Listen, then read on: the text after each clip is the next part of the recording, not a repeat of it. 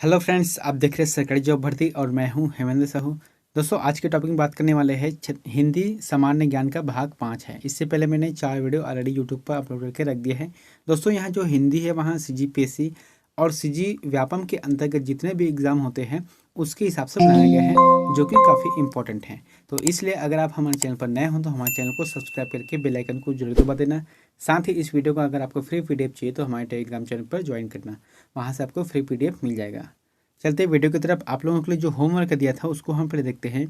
जो ला किस प्रकार का व्यंजन है, जो ला शब्द है वह किस प्रकार का व्यंजन है। बहुत से लोगों ने जो कमेंट किया है वह सही है। इसका आंसर रहेगा पार्श्विक व्यंजन है। पार्श्विक व्यंजन है ला शब्द। नेक्स्ट क्वेश्चन है, आज का पहला क्वेश्चन है कि व्याकरण की दृष्टि से अशुद्ध वाक्य का चयन कीजिए। तो यहाँ पर जो 4 ऑप्शन दिए गए हैं उसमें से ऐसे वाक्य को चयन करना है जो अशुद्ध है व्याकरण के दृष्टिकोण से। यहाँ पर जैसे कि भोला गेहूं पिसाने गया है, कृष्ण के अनेकों नाम हैं, उनकी कथा अनूठी है, रमेश की अवस्था 19 वर्ष की है। तो इसका जो अशुद्ध वाक्य रहेगा वहाँ सेकंड रहेगा। कृष्ण के अनेकों नाम है, ये नहीं, कृष्ण के अनेक नाम हैं, ये इसका सही हो जाएगा। नेक्स्ट क्वेश्चन है, अश्व का पर्यायवाची है। तो अश्व, जो अश्व है उसका पर्यायवाची कौन सा शब्द रहेगा। इसका आंसर रहेगा है को कहा जाता है, अश्व कहा जाता है। अब देखो यहाँ पर क्या है, जो अश्व है या फिर घोड़ा है, इसका जो अलग अलग जो पर्यायवाची शब्द जुड़ता है वह कौन कौन से हैं। एक है घोड़ा, तुरंग है, वाजी, तुरंगम, सैंधव, इतने जो शब्द है वहाँ अश्व के पर्यायवाची शब्द है। नेक्स्ट क्वेश्चन है, व्याकरण की दृष्टि से सही वाक्य को चिन्हित कीजिए। अब यहाँ पर बोला गया है सही वाक्य को, तो कौन सा सही है। यहाँ पर जो ऑप्शन दिया गया उसका, इसमें आ जाएगा 3rd नंबर का, यानी कि मैं अपनी बात के स्पष्टीकरण के लिए तैयार हूँ। मैं अपनी बात के स्पष्टीकरण के लिए तैयार हूँ, यह जो वाक्य है वहाँ व्याकरण की दृष्टि से शुद्ध वाक्य है। नेक्स्ट क्वेश्चन है, खूब या फिर बहुत, है ना। तो खूब उन्नति करना किस मुहावरे का अर्थ होगा। तो कौन सा मुहावरे का अर्थ होगा खूब उन्नति करना। इसका आंसर क्या रहेगा, जैसे कि यहाँ पर दिया गया है 99 का फेर होना, 9 नगद 13 उधार, ये दोनों नहीं होगा, ठीक है। उसके बाद है थर्ड क्या है, 5 उंगली घी में होना, ये भी नहीं है। और दिन दुना रात चौगुना, ये जो है सही रहेगा। खूब उन्नति करना, दिन दुना रात चौगुना। नेक्स्ट क्वेश्चन है, नेकी कर दरिया में डाल का अर्थ है। तो नेकी कर और दरिया में डाल का अर्थ क्या रहेगा। इसका आंसर रहेगा उपकार के बदले प्रत्युपकार की आशा ना करना, यानी कि किसी की मदद करने के बाद उस चीज़ को भूल जाना, है ना। उससे अपेक्षा नहीं करना चाहिए कि वो भी मेरा जो है सहयोग करेगा। नेक्स्ट क्वेश्चन है, निम्न में व्यंजन का उदाहरण है। तो व्यंजन का उदाहरण कौन सा है, यहाँ पर जो 4 शब्द दिए गए हैं इसमें आ जाएगा तद्रुप। जो तद्रुप शब्द है यह व्यंजन का उदाहरण है, जैसे कि निश्चय, एकाएक, पित्रादेश, ये जो नहीं है, सिर्फ तद्रुप जो है व्यंजन का उदाहरण है। अर्थात हम यहाँ पर समझ सकते हैं, जैसे तद्रुप का संधि विच्छेद क्या होगा, तत् धन रूप, तत् धन रूप बराबर होगा तद्रुप, और इसका अर्थ होता है उसी के रूप या फिर वैसा ही, इसका अर्थ यही होता है। नेक्स्ट क्वेश्चन है, निम्न में से कौन सा तत्सम शब्द है। तो यहाँ पर जो 4 ऑप्शन दिए गए हैं, गोधूम, शहीद, पड़ोसी और बहु, इसमें से तत्सम शब्द कौन सा है। तो इसका आंसर क्या रहेगा, गोधूम। गोधूम जो शब्द है वहाँ तत्सम शब्द है। तत्सम शब्द मतलब जो संस्कृत का शब्द है लगभग वही शब्द रहेगा, या फिर संस्कृत का ज्यों कहते हो संस्कृत है। गोधूम जो कि तत्सम शब्द है, और इसका तद्भव क्या हो जाएगा, गेहूँ। गेहूँ को कहा जाता है गोधूम कहा जाता है। नेक्स्ट क्वेश्चन है, इनमें से किसे संयुक्त व्यंजन माना जाता है। तो किसे संयुक्त व्यंजन माना जाता है, इसका आंसर रहेगा 3rd नंबर, जो छत्रिक्छा है उसे कहा जाता है संयुक्त व्यंजन। संयुक्त व्यंजन में 4 और शब्द हैं, जैसे कि छत्रिकछा है, उसके बाद त्रा है, उसके बाद ज्ञानिक का ज्ञा है, और जो है स्रा है। ये जो 4 शब्द है वहाँ संयुक्त व्यंजन के अंतर्गत आता है। नेक्स्ट क्वेश्चन है, बहुब्रीहि समास का यह उपयुक्त उदाहरण है। तो बहुब्रीहि समास का उदाहरण कैसे रहते हैं, जैसे कि यहाँ पर पंचवटी, नवयुवक, वज्रदेह, घर द्वार है। तो इसका सही आंसर रहेगा वज्रदेहम। वज्र के समान देह, यानी कि वज्रदेह, ऐसा वीर जो कि ताकतवर हो, यानी कि इसको हनुमान जी से जो है संदर्भित कर सकते हैं। जिस समास में दोनों पद अप्रधान होता हो, अर्थात समास किए गए दोनों पदों का अर्थ शाब्दिक अर्थ को छोड़कर किसी तीसरे अर्थ के लिए जो है व्यक्त करता हो। जैसे कि यहाँ पर वज्र देह है, तो वज्र के समान जिसका देह है उसे कहा जाता है हनुमान कहा जाता है। नेक्स्ट क्वेश्चन है, इसमें व्यंजन संधि शब्द को चुनिए। तो यहाँ पर जो 4 ऑप्शन दिया गया है, सज्जन, एकाएक, निसंदेह, प्रातःकाल, इसमें व्यंजन संधि शब्द को चुनना है। तो कौन सा है? इसका आंसर रहेगा सज्जन। जो सज्जन शब्द है यह व्यंजन संधि है। तो सज्जन का संधि विच्छेद क्या आ जाएगा? सत धन जा। मैंने आपको पहले बताया था कि जो व्यंजन शब्द है उसमें ज़्यादातर जो प्रश्न आएगा उसमें हलंत रहेगा। नीचे से जो हलंत आता है समझ जाना कि यह व्यंजन संधि का लगभग उदाहरण होता है। ठीक है, यहाँ पर सत झन जन बराबर सज्जन हो गया। अब इसको और डिटेल से समझे तो फिर अधत्ता और जा अगर दोनों मिलता है तो जा आ जाएगा। यहाँ पर मैंने बताया था जब किसी व्यंजन का मेल किसी स्वर या व्यंजन से होता है तो उसे व्यंजन संधि कहा जाता है। नेक्स्ट क्वेश्चन है, सामान्य वर्तमान काल का उदाहरण है। तो सामान्य वर्तमान काल का उदाहरण कौन सा रहेगा? यहाँ पर 4 ऑप्शन है उसमें इसका आंसर रहेगा 3rd नंबर, वहाँ कलकत्ता जाता है। तो वहाँ कलकत्ता जाता है अर्थात सामान्य वर्तमान काल चल रहा है। नेक्स्ट क्वेश्चन है, नीचे दिए गए विकल्पों में से तद्भव शब्द का चयन कीजिए। तो तद्भव शब्द मतलब संस्कृत का हिंदी में अनुवाद है। तो इसका आंसर क्या रहेगा? मुँह। मुँह जो शब्द है वहाँ तद्भव शब्द है और इसका तत्सम शब्द क्या आ जाएगा? मुख आ जाएगा। मुख जो शब्द है वहाँ तत्सम है और तद्भव मुँह है। नेक्स्ट क्वेश्चन है, दामनी का पर्यायवाची शब्द है। तो दामनी का पर्यायवाची शब्द कौन सा है यहाँ पर? इसका आंसर रहेगा विद्युत। विद्युत जो शब्द है वहाँ दामनी का पर्यायवाची शब्द है। उसके बाद जो है और इसके और अलग अलग क्या है? विद्युत, चपला, तड़ित, चंचला, सौदामनी, मेघ शिखा, इतने जो है दामनी के पर्यायवाची शब्द है। याद रखना जो विद्युत के अलावा अगर बिजली शब्द आता है तो वहाँ दामनी या फिर सौदामनी या बिजली, चपला का उदाहरण नहीं है, बिजली अलग है। नेक्स्ट क्वेश्चन है, आंख सेकना का सही अर्थ है। तो आंख सेकना का सही अर्थ क्या रहेगा? इसका आंसर रहेगा दर्शन सुख लुटना। दर्शन सुख लुटना अर्थात होता है आंख सेकना। नेक्स्ट क्वेश्चन है, लिंग और वचन की दृष्टि से त्रुटिहीन वाक्य का चयन कीजिए। तो लिंग और वचन की दृष्टिकोण से जो त्रुटिहीन वाक्य है यहाँ पर उसमें से चयन करना है। कौन सा है? इसका आंसर क्या रहेगा? उसने उफनती नदी को तैरकर पार कर लिया। इसमें जो है लिंग और वचन के दृष्टिकोण से यहाँ त्रुटिहीन शब्द जो वाक्य है। नेक्स्ट क्वेश्चन है, किस वाक्य में परिणाम बोधक विशेषण का प्रयोग किया गया है? तो कौन से ऐसे वाक्य है जिसमें परिणाम बोधक विशेषण का प्रयोग किया गया है?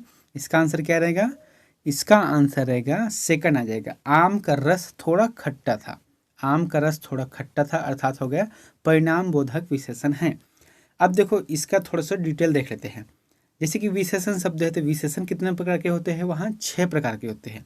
उसमें से आता है परिणाम बोधक विशेषण, अर्थात जिन शब्दों से संज्ञा या सर्वनाम की माप तौल संबंधित कोई भी चीज़ जानकारी देता है तो उसकी विशेषताओं का ज्ञान होता है, उसे कहा जाता है परिणामवाचक विशेषण कहा जाता है उसको।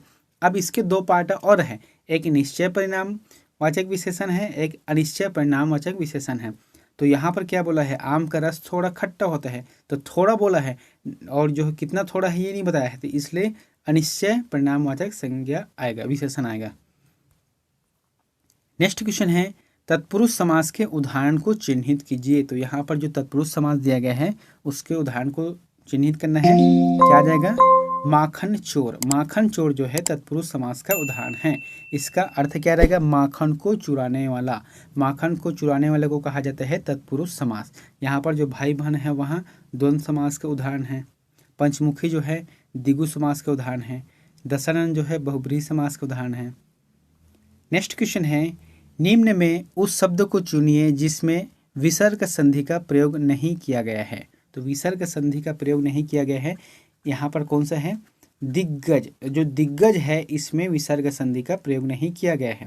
नेक्स्ट क्वेश्चन है, निम्नांकित में से कौन सा शब्द कपड़ा का पर्यायवाची नहीं है? तो कपड़ा जो शब्द है इसका पर्यायवाची कौन सा नहीं है? इसका आंसर रहेगा शक्र। जो शक्र है वहाँ पर्यायवाची शब्द नहीं है कपड़ा का। कौन कौन से है? अंबर, चीर, वसन। और जो है उसके अलावा दुकुल, वस्त्र, वसन, चीर, अंबर, पट, परिधान, इतने जो शब्द है वहाँ कपड़ा का पर्यायवाची शब्द है, लेकिन शक्र का नहीं है। तो शक्र का किसका है? इंद्र, इंद्र को कहा जाता है शक्र। नेक्स्ट क्वेश्चन है, इनमें से गुणवाचक विशेषण कौन सा है? तो गुणवाचक विशेषण कौन सा है इनमें से? इसका आंसर क्या रहेगा? इसका आंसर रहेगा नया। जो नया शब्द है वहाँ गुणवाचक विशेषण होगा। नेक्स्ट क्वेश्चन है, व्याकरणीय दृष्टि से शुद्ध वाक्य है। तो यहाँ पर जो 4 शब्द दिए गए हैं कि हमारे शिक्षक प्रश्न पूछते हैं, हमारे शिक्षक प्रश्न करते हैं, हमारे शिक्षक प्रश्न पूछते रहते हैं, इनमें से कोई नहीं। तो इसमें क्या आ जाएगा? व्याकरणीय दृष्टि से शुद्ध शब्द हमारे शिक्षक प्रश्न करते हैं, इसका आंसर ये रहेगा। नेक्स्ट क्वेश्चन है, अंक भरना मुहावरे का अर्थ है। तो अंक भरना मुहावरे का अर्थ क्या रहेगा? इसका आंसर रहेगा स्नेह से लिपटना। स्नेह से लिपटना, अंक भरना। यहाँ पर आलिंगन करना या फिर गले लगना भी होगा। नेक्स्ट क्वेश्चन है, सूर्योदय में प्रयुक्त संधि का नाम है। तो सूर्योदय में जो प्रयुक्त संधि का क्या नाम रहेगा? इसका आंसर रहेगा गुण संधि का उदाहरण है। गुण संधि का उदाहरण कौन सा है? सूर्योदय। इसका संधि विच्छेद क्या रहेगा? सूर्य धन उदय बराबर सूर्योदय हो जाएगा यहाँ पर। नेक्स्ट क्वेश्चन है, निम्न में से कौन सा मध्य या फिर केंद्रीय स्वर है? बहुत ही इंपॉर्टेंट क्वेश्चन है, आप लोगों को इसको जो है खासकर से अच्छे से ध्यान समझना कि निम्न में से कौन सा मध्य या फिर केंद्रीय स्वर है। तो इसका आंसर क्या रहेगा? आ जाएगा। जो अ शब्द है वह मध्य शब्द है या फिर केंद्रीय शब्द है। अब क्या होता है ये? जिन स्वरों का उच्चारण में जीभ का मध्य भाग का प्रयोग होता है उसे मध्य स्वर कहा जाते हैं। और हिंदी वर्णमाला में सिर्फ संख्या 1 है। जो इसकी जो संख्या है, मतलब मध्यम स्वर की संख्या है, वहाँ सिर्फ 1 ही है और वहाँ आ है। नेक्स्ट क्वेश्चन है, किन व्यंजनों को अर्धस्वर कहा जाता है? तो कौन सा ऐसे व्यंजन है जिसे अर्धस्वर कहा जाता है? इसका आंसर क्या रहेगा? 3rd नंबर रहेगा, व और या। व और या जो ऐसे शब्द है जो अर्धस्वर कहा जाता है इसको।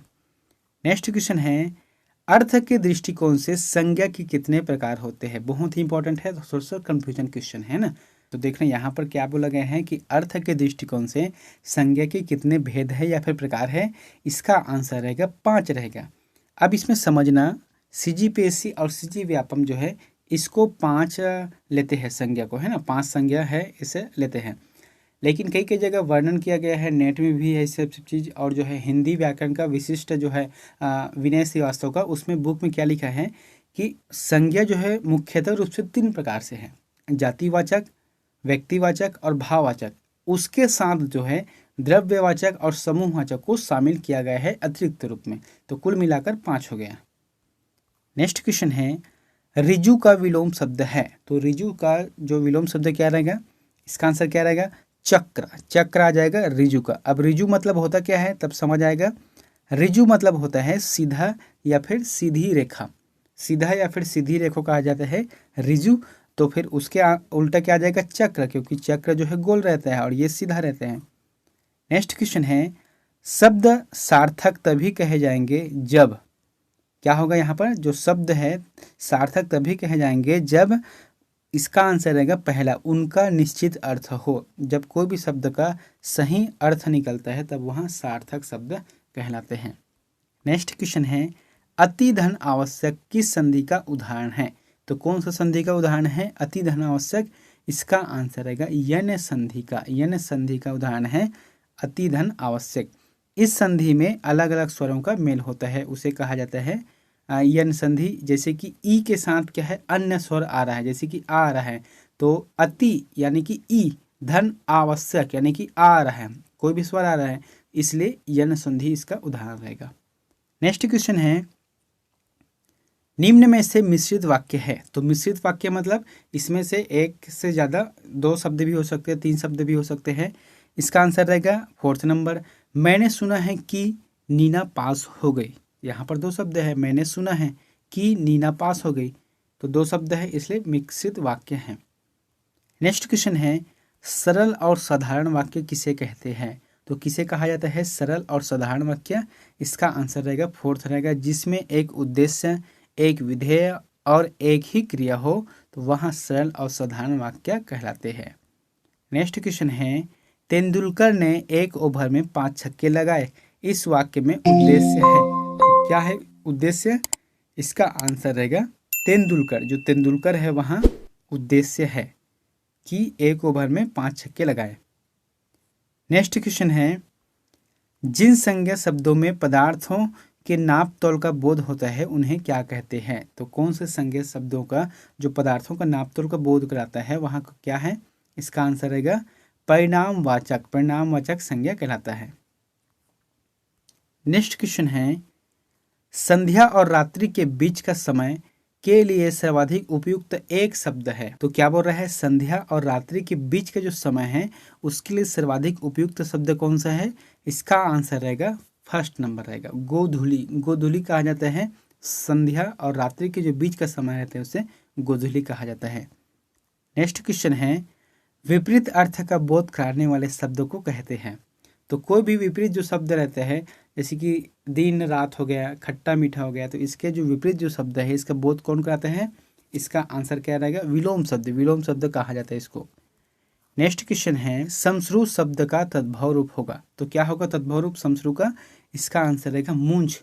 समश्रु का मूंछ आ जाएगा। चेहरे के बाल अर्थात दाढ़ी और मूंछ को कहा जाता है समश्रु। नेक्स्ट क्वेश्चन है, शब्द के जिस रूप में एक या अनेक का बोध होता है उसे क्या कहते हैं? तो उसे क्या कहा जाता है? शब्द के जिस रूप में एक या फिर अनेक का बोध होता है उसे वचन कहा जाता है, एक वचन या फिर बहुवचन। नेक्स्ट क्वेश्चन है, अघोष व्यंजन कौन से होते हैं? बहुत ही इंपॉर्टेंट है। अघोष व्यंजन कौन से होते हैं? इसका अर्थ होगा पहला नंबर वर्ग के प्रथम व द्वितीय को कहा जाता है। जैसे कि एक वर्ग लिख दिया हूँ उदाहरण के रूप में, जैसे क वर्ग है तो क ख ग घ अंगा, ये जो 5 शब्द है, जो 5 वाक्य है, इसका क और ख है जो है अघोष व्यंजन है। इसमें इंपॉर्टेंट एक चीज और लिख लेना, जो लास्ट का जो शब्द रहेगा है ना, जो लास्ट का शब्द है ड, वहाँ पंचमाक्षर है। इसको पूछे भी जाते हैं क्वेश्चन कि पंचमाक्षर किसे किसे कहते हैं, तो इसका आंसर क्या रहेगा? ड आ जाएगा। नेक्स्ट क्वेश्चन है, समासिक पद भेड़ बकरी में प्रयुक्त समास है। तो कौन सा समास है? द्वंद्व समास आ जाएगा भेड़ बकरी। नेक्स्ट क्वेश्चन है दोस्तों, यहाँ आप लोगों के लिए होमवर्क है, तो इसका आंसर प्लीज़ कमेंट बॉक्स में जाकर जो बताएं। आप लोगों के प्रश्न है कि नगर में रहने वाला को कहा जाता है। तो नगर में जो रहते हैं उसे क्या कहा जाता है? यहाँ पर 4 ऑप्शन दिया गया है, नागर, शहरी, नगरवासी, शहरवासी। इसमें से जो भी ऑप्शन आपको सही लगता है तो कमेंट बॉक्स पर जाकर जरूर बताएं। दोस्तों यहाँ वीडियो जो है बहुत ही इंपॉर्टेंट है, बहुत ही ज़्यादा आवश्यक है, क्योंकि प्रत्येक एग्जाम में हिंदी से 10 से 20 नंबर के क्वेश्चन पूछे जाते हैं। इसलिए आप जो है वीडियो पर पूरी तरह से देखना। और अगर वीडियो आप लोगों को अच्छा लगा तो प्लीज़ हमारे चैनल को सब्सक्राइब करके बेल आइकन को जरूर दबा देना। मिलते हैं नेक्स्ट वीडियो में एक नई जानकारी के साथ। Thank you.